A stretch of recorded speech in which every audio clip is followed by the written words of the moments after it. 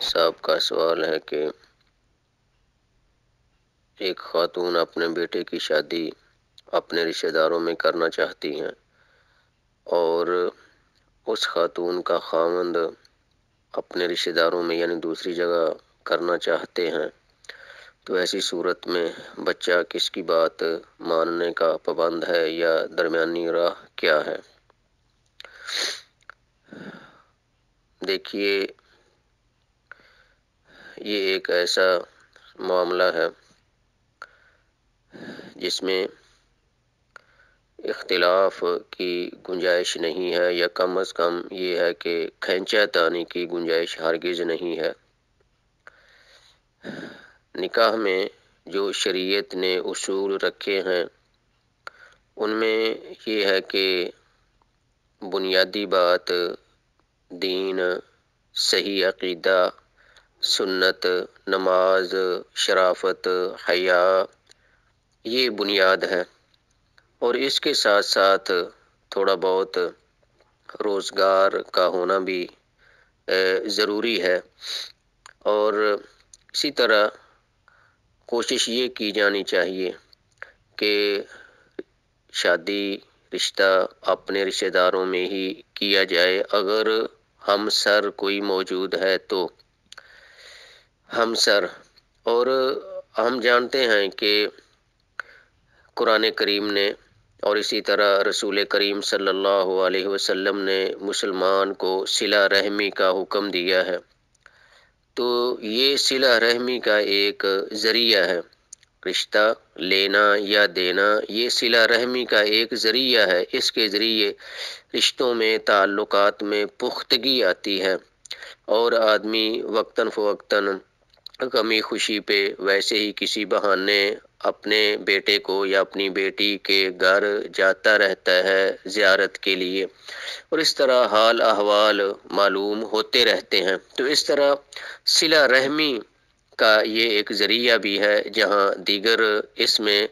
اللہ تعالیٰ نے خیر و برکت کی صورتیں رکھی ہیں، وہاں پر ایک یہ خیر و برکت بھی ہے کہ انسان اپنے رشتہ داروں میں رشتہ کرنے کی وجہ سے اللہ تعالیٰ کے ہاں ماجور بھی ہوتا ہے، ٹھیک ہے۔ اگر کوئی 19-20 کا معمولی فرق بھی ہو تو کوئی حرج والی بات نہیں ہے، رشتہ دار اپنے رشتہ دار، اور پھر اس میں یہ ہوتا ہے کہ ہر خاندان کی اپنی کچھ خصوصیات ہیں، کچھ خوبیاں ہوتی ہیں جو کہ دوسرے خاندان میں نہیں ہوتی۔ ہر ایک خاندان کی اپنی ذہنی سوچ اور اپروچ ہوتی ہے، اور ان کا رہن سہن کا طریقہ، اور اسی طرح میل جول کے طریقے ہوتے ہیں جو کہ دوسرے خاندان سے مختلف ہو سکتے ہیں اور ہیں بھی۔ تو اس لیے بعض دفعہ اگر انسان دوسرے خاندان میں شادی کرتا ہے تو دونوں ہی خاندانوں کو ایک دوسرے کو سمجھنے کے لیے کچھ نہ کچھ وقت درکار ہوتا ہے، اور اگر وہاں پر دینداری نہ ہو، تعلیم اور تربیت کا فقدان ہو، تو پھر معمولی بات کو بنیاد بنا کر بسا اوقات یہ رشتہ ٹوٹ بھی سکتا ہے۔ تو اس لیے ایسے معاملے میں رسول اللہ صلی اللہ علیہ وسلم کا جو فرمان ہے وہ یہی ہے کہ تنکح المرأۃ لاربع، کہ کسی بھی خاتون سے شادی اس لیے کی جاتی ہے 4 اسباب اور 4 خوبیوں کی بنا پر۔ لمالہا، یا تو یہ ہے کہ وہ خاندان یا وہ فیملی مثال کے طور پر مالی طور پر مضبوط ہے، اور یا یہ ہے کہ وہ خاندان یعنی خاندانی حسب و نسب والے خاندانی لوگ ہیں وہ، ٹھیک ہے، عام مطلب کہ گھٹیا قسم کے یا گھٹیا سوچ والے لوگ نہیں ہیں، اچھے لوگ ہیں۔ اچھا، تیسرا یہ ہے کہ ولی مالہا ولی حسبہا ولی جمالہا، یا پھر یہ ہے ان کے ساتھ ساتھ کہ خاتون خوبصورت بھی ہوتی ہے، یہ بھی ایک سبب ہے۔ اور چوتھا سبب نبی علیہ الصلوۃ والسلام فرماتے ہیں لدینہا، کہ وہ دیندار ہے، نمازی ہے، صحیح العقیدہ ہے، اتباع سنت، با پردہ زندگی بسر کرنے والی، خاندان حیا والا ہے، اچھا ہے، سارے نمازی ہیں۔ تو یہ فَاظْفَرْ بِذَاتِ الدِّینِ تَرِبَتْ یَدَاکَ کہ آپ دیندار فیملی اور دیندار خاتون کا اختیار کریں، اس کا چناؤ کریں، تربت یدا کا، اللہ تجھے برکت دے۔ تو یہ نبی علیہ الصلوۃ والسلام کی دعا ہے ایسے آدمی کے لیے جو باقی چیزوں کو بالائے طاق رکھتے ہوئے محض کیا ہے، دین کی بنیاد پر رشتہ داری کرتا ہے، رشتہ لینا یا دینا محض اس بنا پہ، یعنی مال کو نہیں دیکھا جاتا، صرف خوبصورتی کو نہیں دیکھا جاتا، صرف اونچے نان و نسب کو نہیں دیکھا جاتا، بلکہ اس چیز کو پیش نظر رکھا جاتا ہے۔ اس کا یہ مطلب ہرگز نہیں ہے کہ باقی چیزیں کلی طور پر نظر انداز کر دی جائیں، نہیں، لیکن ترجیح ہماری دین اور اچھا عقیدہ ہونا چاہیے، اور اخلاق حیا ہونا چاہیے، اور اخلاقیات شرم و حیا یہ چیزیں ہونی چاہیے۔ اس کے ساتھ ساتھ اگر باقی بھی موجود ہیں تو بہت اچھا ہے، اگر مطلب کہ کم سطح کی ہیں تو پھر بھی کوئی حرج نہیں، یعنی وہ چیز مانے نہیں ہونی چاہیے۔ اچھا، یہ تھی پہلی اور بنیادی بات۔ اب آتے ہیں جو کہ مسئلہ ہے آپ کا، وہ یہ ہے کہ آپ کی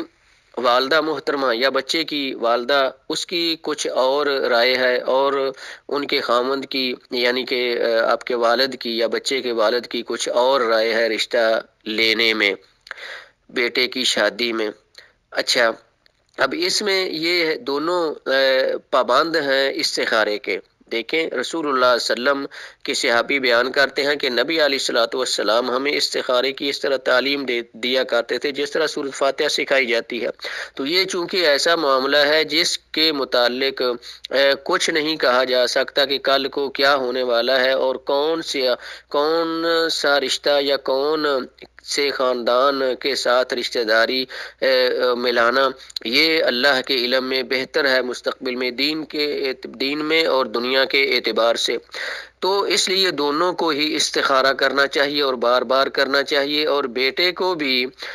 کو بھی کسی کی طرفداری کیے بغیر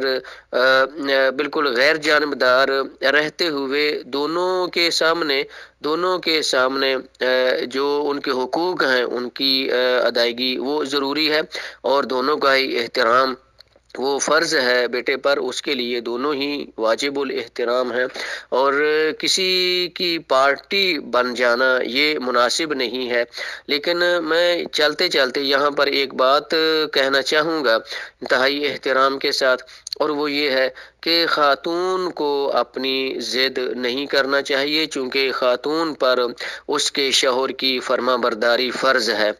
خاتون پر اس کے شوہر کی فرما برداری فرض ہے، ان کو اپنی ضد چھوڑ دینا چاہیے، اور مرد کو بھی چاہیے، شوہر کو بھی چاہیے کہ اگر خاتون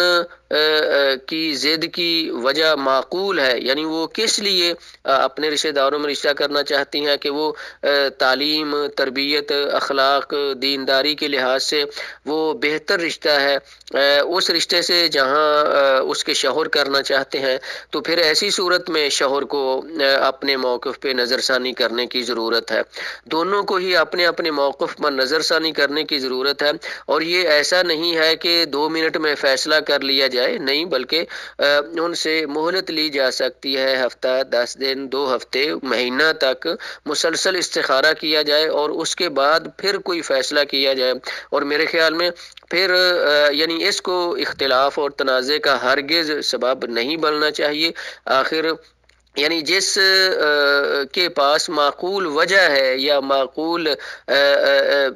اسباب ہیں اس کے پاس، تو اس کی بات مان لی جائے، اور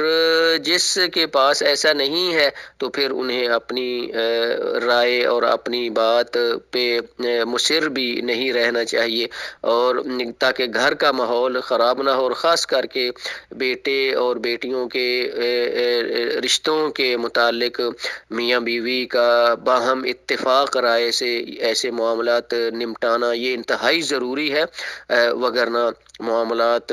توڑ یا سرے نہیں چڑھتے، یعنی کہ پایہ تکمیل تک نہیں پہنچتے، اور خوشی کی بجائے خواہ مخواہ گھر کے ماحول میں بدمزگی پیدا ہوتی ہے۔ تو اس لیے دونوں کو ہی ذرا سوچ سمجھ کا ثبوت دینا چاہیے، دونوں کو ہی اپنے موقف پہ اچھی طرح نظر ثانی کرنا چاہیے۔